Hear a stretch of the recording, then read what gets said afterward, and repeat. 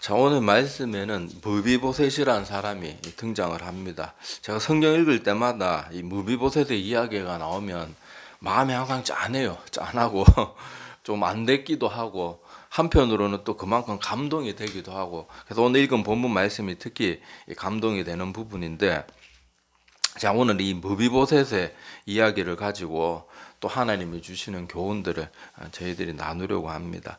알다시피 성경을 좀 읽어보신 분들은 알겠지만 무비보셋이 누구의 아들입니까? 요나단의 아들이었죠. 우리 알다시피 이 다윗과 요나단은 그 둘이 서로를 생각하고 서로를 아꼈던 마음이 남녀간의 사랑보다 더 뜨거울 정도로 그렇게 우정을 나눴던 그런 아주 대단한, 성경에 보면 가장 남자 대 남자로서 우정을 나눈 사람 중에는 다윗과 요나단의 그 두 사람의 우정이 정말로 뛰어났던 것으로 그렇게 묘사가 되고 있습니다. 우리 여러분 아시겠지만 요나단이 다윗을 얼마나 아꼈습니까? 네가 먼저 왕이 되고, 왕자인데 우리나라로 말하면 세자거든요.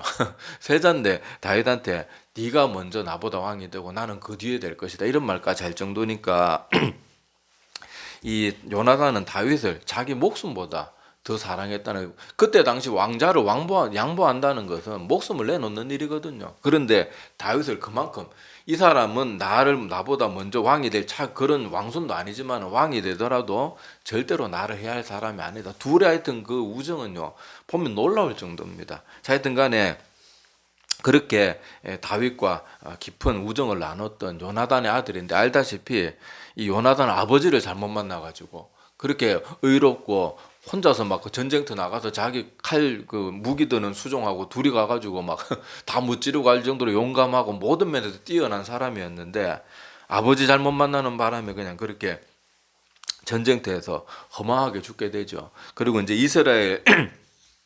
다윗이 이스라엘의 왕이 되고 나서 이 요나단이 생각이 났던 거예요. 그래서 요나단의 아들 중에 살아남은 사람이 없냐 이렇게 알아보니까 누구예요?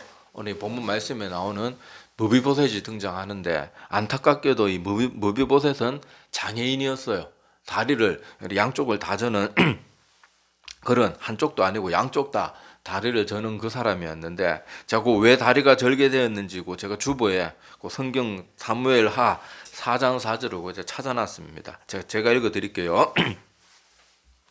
자, 사울의 아들 요나단에게 다리 저는 아들 하나가 있었으니 이름은 무비보셋이라. 전에 사울과 요나단이 죽은 소식이 이스라엘에서 올 때에 그의 나이가 5살이었는데 그 유모가 안고 도망할 때 급히 도망하다가 아이가 떨어져 절게 되었더라.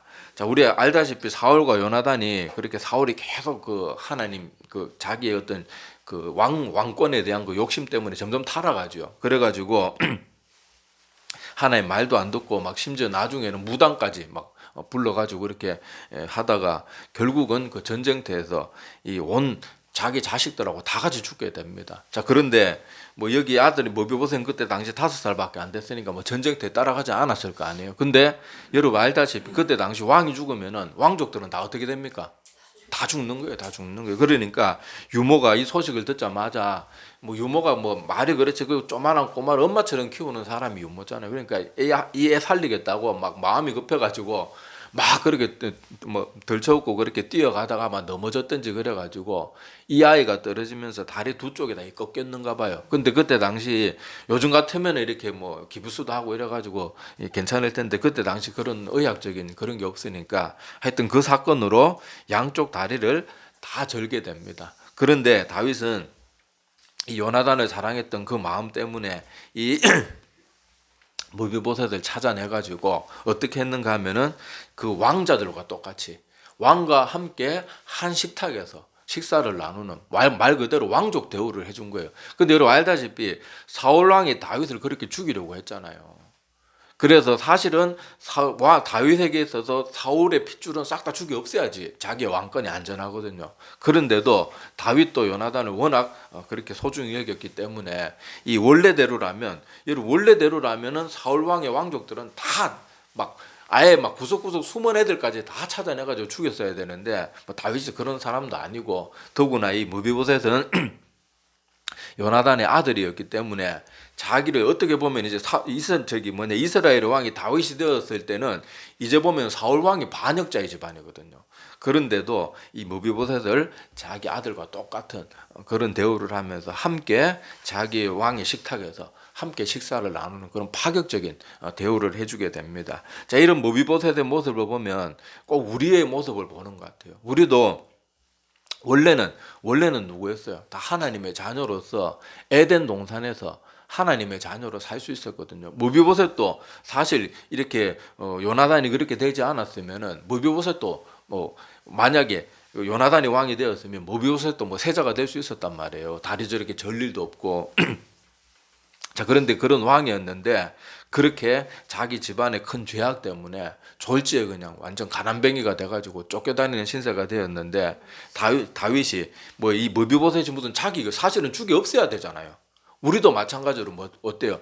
우리도 우리 죄 때문에 원래는 우리가 죄를 짓지 않았다면 우리는 에덴 동산에서 하나님과 함께 서로 대화를 나누고 이렇게 우리가 먹을 걱정, 병 걸릴 걱정 이런 거 없이 한평생을 행복하게 살 수 있었거든요. 그런데 우리 죄 때문에 우리는 그렇게 죽음이 들어오게 되고 고통과 고난이 찾아오게 되고 그렇게 되었는데 마찬가지로 여기 이 무비보셋도 보면은 원래는 왕족이었는데 그 집안의 죄 때문에 그리고 그런 여러 가지 이유들 때문에 그렇게 왕자에서 왕족에서 그렇게 쫓겨나고 도망자 신세가 되었는 그런 모습을 보면 우리의 영적인 모습과 똑같은 거예요. 우리도 원래 하나님의 그런 피조물들로 하나님이 직접 손으로 빚어서 만든 그런 피조물이었음에도 불구하고 우리의 죄악 때문에 우리는 다 죽음을 맞이하고 하나님 앞에서는 반역자의 모습으로 살고 있는 거예요. 근데 하나님이 뭐 때문에 우리에게 은혜를 베풀어 주십니까? 우리의 잘난 것 때문에 우리에게 은혜 베풀어 주신 게 아니에요. 여기 지금 무비보셋도 다윗 앞에 무비보셋 자체로는 아무것도 죽으면 죽었지. 이렇게 왕의 식탁에서 함께 밥 먹을 만한 그런 자격이 아무것도 없단 말이에요. 그런 요건이 하나도 안 갖춰져 있고 오히려 죽이 없어야 되는 존재였단 말이에요.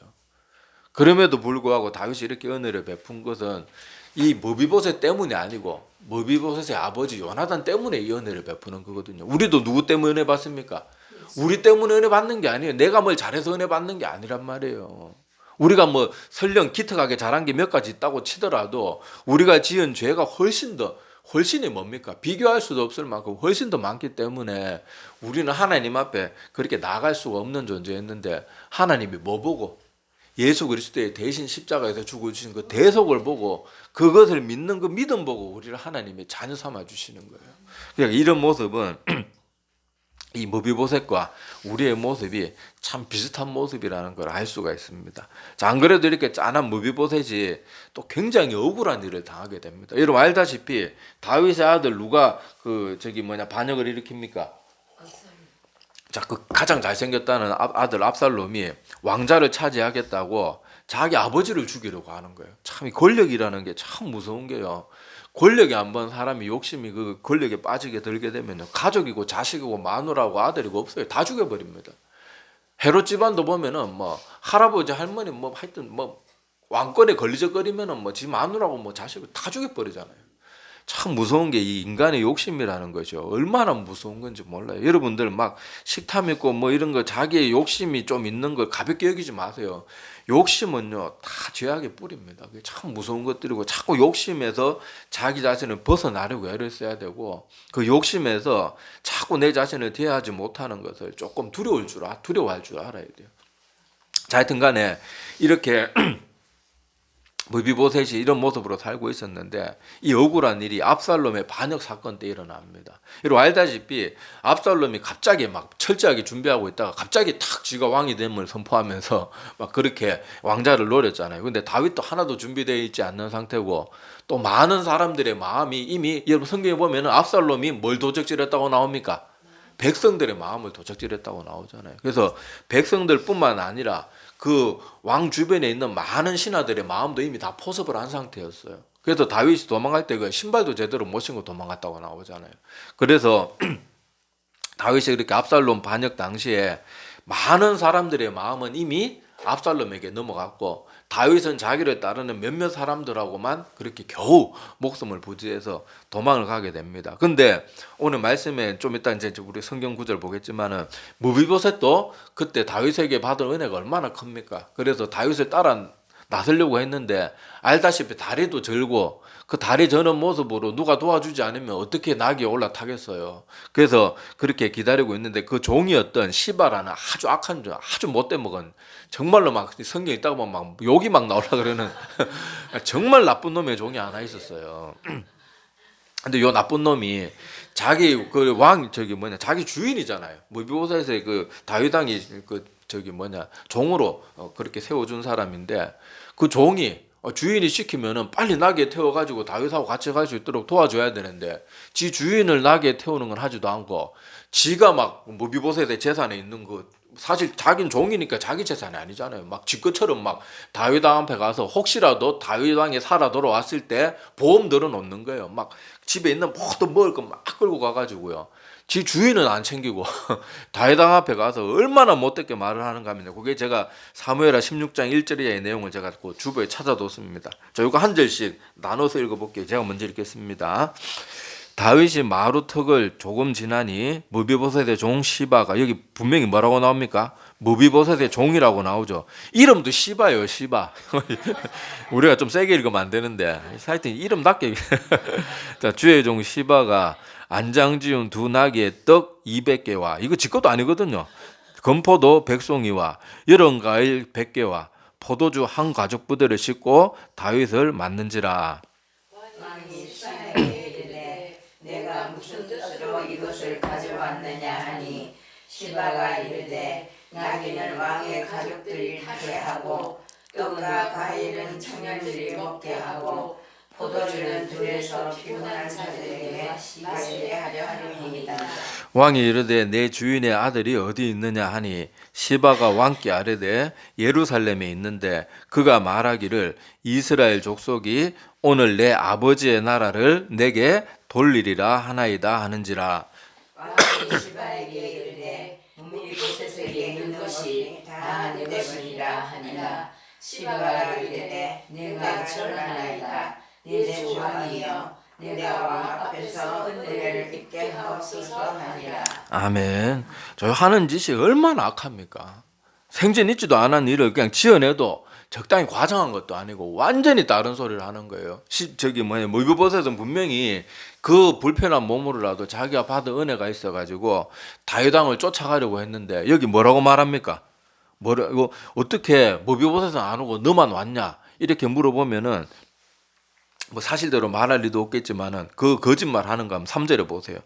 그가 말하기를 막 지금 무비보셋이 신난 것처럼 얘기하는 거예요. 원래 무비보셋이 요나단의 아들이었고 왕족이었잖아요. 원래. 그러니까 뭐라고 말했는가 하면은 자 오늘 이 압살롬이 반역한 오늘 드디어 내 나라 내 아버지의 나라를 되찾게 되었다. 다윗의 이 말을 들었을 때 다윗의 마음이 얼마나 아프고 얼마나 속이 상했겠어요. 그런데 시바가 이런 말을 딱 하는 것은요. 이렇게 말하면은 다윗이 이런 반응을 할 줄 아는 거예요. 그래 이제 무비보셋 그따위 놈은 필요 없으니까 네가 무비보셋의 모든 재산을 가져라. 그렇게 말하는 거예요. 그리고 시바가 이 많은 물품을 갖고 왔는데 혼자 갖고 왔겠냐고요. 그 다른 많은 종들도 많이 있었을 거란 말이에요. 그 정인들이 다 되는 거예요. 그래가지고 하루아침에 이 거짓말 한마디로 무비보셋의 재산을 지가 다 먹게 된 거예요. 재산이 탐나가지고. 그리고 또 이렇게 해놓으면은 혹시라도 다윗이 살아 돌아오면은 뭐 저는 더 승승장구하는 거고 그때 돌아왔을 때 뭐 자기가 이미 다윗의 신뢰를 받고 있으니까 무비보셋 아예 말도 못 꺼내게 만들고 이렇게 하면 되니까 막 완벽하게 계획을 다 세웠는데 하여튼 뭐 일은 틀어지게 되죠. 하여튼 간에 이 무비보셋의 이 이야기 실제로도 지금 살아보면요. 이렇게 뱀처럼 혀를 놀리는 사람들이 정말로 있더라고요. 새빨간 거짓말을 해가지고 어떤 사람에 대해서 모함하고 그래서 여러분들 교회 같은 데나 사람들이 모인 자리에 가면 항상 다른 사람에 대해서 안 좋게 얘기하는 사람들이 있는데 그 사람의 말만 들어서는 절대로 안 됩니다. 항상 그 사람의 말과 양쪽의 말 또 다른 사람들의 말을 다 들어봐야 돼요. 그렇지 않으면 우리가 완전히 잘못된 판단을 내려가지고 다윗과 같이 지혜로운 사람도 못해 오늘 얼마나 잘못된 판단을 합니까? 한쪽의 얘기만 들으면 안 됩니다. 하여튼 간에 이런 억울한 일을 당했는데, 자, 이런 억울한 일을 당한 무비보셋이 이제 다윗이 막 하나님께서 도와주셔가지고 기적적으로 다시 생還해서 돌아오게 됩니다. 자, 돌아오게 되어서 그때 다윗이 이제 무비보셋을 만났을 때 나눴던 대화가 오늘 읽은 본문의 말씀이에요. 자, 오늘 무비보셋의 모습을 보면요, 그 시바가 했던 그 말이 거짓말이었던 게 분명히 드러납니다. 자, 24절에 보면 무비보셋이 이제 다윗 왕에 살아서 돌아오고 압살롬의 반역을 잘 진압했죠. 자, 그래서 돌아왔는데, 자, 무비보셋이 왕을 맞았는데 어떤 모습으로 있었어요? 왕이 떠난 날부터 지금 돌아오는 날까지 어떻게 했다고? 발을 맵시 내지 않았다는, 발도 제대로 씻지 않고, 또 수염도 깎지 않고, 옷도 빨아입지 않고, 이게 슬퍼하는 걸 나타내는 그 시대의 관습이거든요. 근데 이거는요, 막 그러니까 아까 분명히 뭐 시바가 말하기는 뭐라고 말했어요? 오늘 내 아버지의 나라를 내게 돌려주셨다. 정말로 그렇게 기쁘면은 막 옷 좋은 거 다 갖춰 입고 막 먹고 마시고 놀았어야 되는데, 이 시바의 말이 거짓말이고 무비보셋이 지금 하는 말이 거짓이 아니라는 게, 여러분 수염이 하루아침에 자랍니까? 발이 그렇게 막 때가 덕지덕지 묻어 있는 게 하루아침에 다윗 왕이 살아 돌아왔다고 내가 발에 때를 좀 묻혀봐야 되겠다. 그게 됩니까? 막 수염이 막 잡아 당긴다고 수염이 늘어나가지고 막 득수룩하게 됩니까? 여기 여러분 무비보셋은요, 정말로 안타까운 마음으로 다윗이 그렇게 되고 난 다음에 제대로 씻지도 않고 자기 자신의 외모를 돌보지도 않고 그렇게 안타까워하면서 그렇게 있었던 거예요. 자, 그런 모습으로 나오니까 다윗도 안 거예요.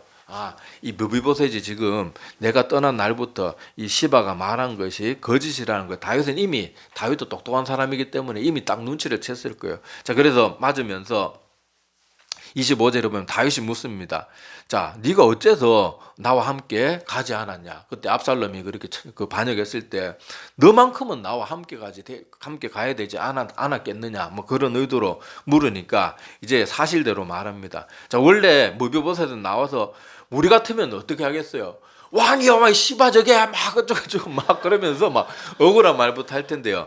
이 무비보셋은 그런 말도 안 합니다. 물으니까 비로소 대답하는 거예요. 자, 26절에 보면 대답하되 내 주 왕이여, 왕의 종인 나는 다리를 절므로 내 나귀에 안장을 지워 그 위에 타고 왕과 함께 가려고 했더니 내 종이 나를 속였다. 그러니까 아이고 잠깐만 기다려 보세요. 제가 태워드릴 테니까 이렇게 말해놓고는 지는 그냥 막 저기 무비보셋의 재산인데 지가 막 뭐 여기 포도주니 뭐 과일 이런 거 들고 가가지고 막 아부 떨고 그렇게 말해서 이 무비보셋의 재산을 다 지 걸로 만들고 얼마나 악합니까?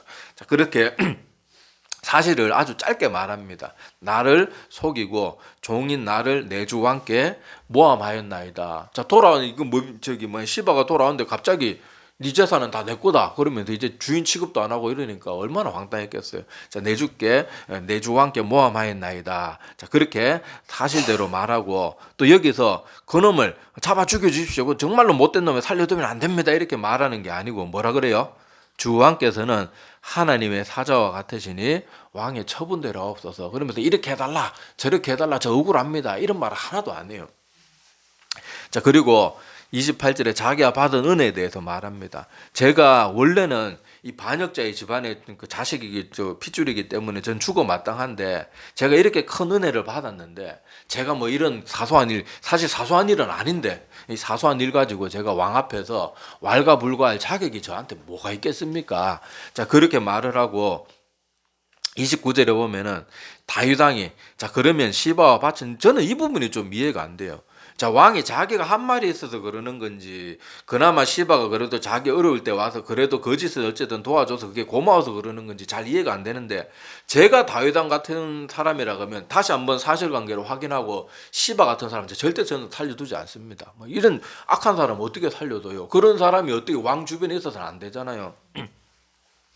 자, 그런데 여기 보면은 시바와 밭을, 요 부분 좀 하여튼 이해가 잘 안 되는데 아마 다윗 왕도 자기가 했던 말을 자꾸 쉽게 이렇게 저렇게 번복하는 게 조금 그랬던 거일 수도 있고, 또 그래도 자기가 목숨이 경각에 달렸을 때 그렇게 뭐 나름 뭐 거짓말 했다 했던 와서 도와준 게 뭐 고마운 그런 게 있었던지 뭐 그런지는 모르겠는데 하여튼 시바와 밭을 나누라 그렇게 하니까 무비보셋이 하는 말, 이게 참 감동적이에요. 자, 30절 우리 한번 같이 읽어봅시다. 자, 무비보셋이 왕께 아뢰되 내 주 왕께서 평안히 왕국에 돌아오시게 되었으니 그로 그 전부를 차지하게 하옵소서 하니라. 아멘. 자, 무비보셋은 뭐라고 말합니까? 자, 그러면 재산을 둘이 딱딱 공평하게 절반씩 나눠서 다시 회복해라. 그렇게 왕이 명령했음에도 불구하고 무비보셋은 뭐라고 말하는가 하면, 이제 왕이 건강하게 무사히 돌아오게 되셨는데 제가 뭐 재산 나누고 이런 게 뭐가 중요하겠습니까? 그건 시바 혼자 다 가져도 상관없고, 저는 다윗 왕이 이렇게 건강하게 무사하게 돌아오게 된 것만으로 저는 그것만으로도 충분합니다. 이렇게 말하는 이 무비보셋의 이 마음을 우리도 한번 좀 마음을 생각해 보자고요. 많은 현대 그리스도인들이 하나님을 믿는데 자꾸 하나님만으로 만족을 못하고, 자꾸 하나님 믿으면 복 받아야 되고, 뭐 자꾸 복을 끼워 넣어요. 그리고 그 복이 영적인 복을 말하는 사람 사실 잘 없습니다. 다 말은 막 하나님의 복, 뭐 영적인 복 말은 그렇게 하는데, 다들 원하는 건요, 하나님 믿고 나서 돈 더 잘 벌고 사업 더 잘 되고 내 자식 더 좋은 직장 가고 뭐 잘 먹고 잘 살고, 전부 축복에만 관심이, 복에만 온통 관심이 쏟아져 있거든요. 그런데 오늘 이 무비보셋의 마음을 우리가 좀 알아야 돼요.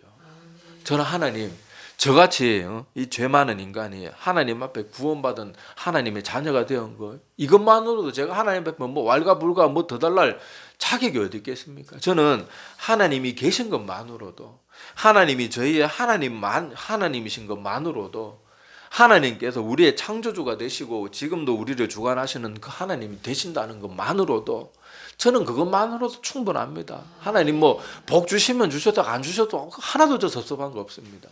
하나님이 저의 하나님인 것만으로도 저는 너무도 만족합니다. 우리의 믿음이, 오늘 이 무비보셋의 감동적인 이야기를 들으면서 우리의 마음이 이래야 돼요. 그런데 우리는 매일 뭐 부흥 집회 가면은 요새 뭐 99% 맨날 축복이잖아요. 맨날 헌금 봉투 두둑하게 가져오라 그런 소리 나오고, 꼭 식구별로 한 가정이 대표로 가져오면 안 되고 식구별로 딱 봉투, 항상 그걸 엄청 강조해요. 여러분, 그런 집회 솔직히 안 가도 됩니다. 그건 여러분 하나도 여러분에게 영적인 도움이 되지 않아요. 그래서 주님께서, 자, 거기 마태복음 6장 24절의 말씀도 제가 적어놨는데, 자, 예수님이 이 땅에 계실 때 이렇게 말씀하셨어요. 한 사람이 두 주인을 섬기지 못할 것이니 혹 이를 미워하고 저를 사랑하거나 혹 이를 중히 여기고 저를 경히 여김이라. 너희가 하나님과 재물을 겸하여 섬기지 못하느니라. 분명히 하나님이신 예수님께서 뭐라 그랬는가 하면, 너희가 하나님과 재물은 잘하고 노력하면은 조금은 겸하여 섬길 수 있다. 이렇게 조금이라도 여지에 둔 것도 아니고 딱 잘라 말합니다. 하나님과 재물은 겸하여 섬기지 못한다. 하나님이 딱 못 박았어요. 그런데도 그리스도인들 하나님 앞에 나와가지고 맨날 하나님 믿는데 내가 왜 이 모양 이 꼴이냐고 그런 식으로 말하고 떠나는 성도들이 제가 사역하면서 한두 명 본 게 아니에요. 내가 하나님 믿고 몇 년 동안 교회 다녀봤는데 뭐 잘 살기는커녕 뭐 이 모양이고, 뭐 남편이 뭐 아직도 저 모양이고, 맨날 뭐 하나님 믿는데 왜 내가 세상적으로 복을 못 받냐고. 말은 세상적인 복이라고 말 안 하는데 그들이 하는 말 전부가 세상적인 거예요. 그런데 오늘 이 무비보셋의 이야기를 우리가 마음에 새겨두자고요. 무비보셋은요, 다윗 왕이 살아 돌아왔을 때 자기 억울함 막 쏟아내놓고, 저 시바 저거 가만두선 안 됩니다. 내가 뭐 어쩌고 저쩌고 막 변명하고 자기 변호하고, 얼마나 사실 억울합니까? 할 말이 얼마나 많겠어요. 근데 그런 거 왈가불가, 만약에 다윗이 안 물었으면 그 말도 안 했을지도 몰라요. 아, 다윗 왕이요, 당신이 이렇게 무사하게 돌아온 것만 해도 저는 그것만으로도 충분합니다. 제 재산 그런 거 뭐 저는 있으나 없으나 그거 중요하지도 않습니다. 다윗 왕이 돌아오신 것만으로 저는 충분합니다. 우리도 하나님 앞에 그렇게 고백할 줄 알아야 돼요. 하나님, 제가 이 땅에서 잘 먹고 잘 사는 건 크게 중요하지 않습니다.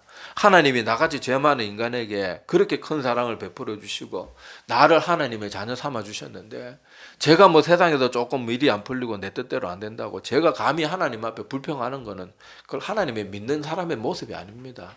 하나님, 저는 하나님이 계신 것만으로도, 하나님이 저의 하나님이 되어 주신 것만으로도 저는 그것만으로도 한평생, 아니 영원히 하나님 앞에 감사드리겠습니다. 그런 믿음으로 우리가 신앙생활하는 우리 모두가 되기를 바랍니다.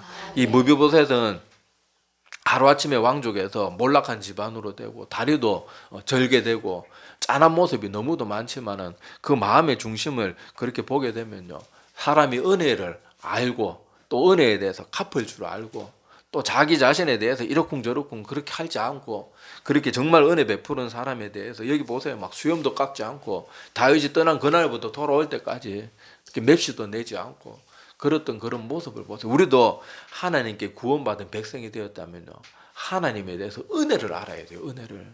이 배은망덕한 성도들이 얼마나 많습니까?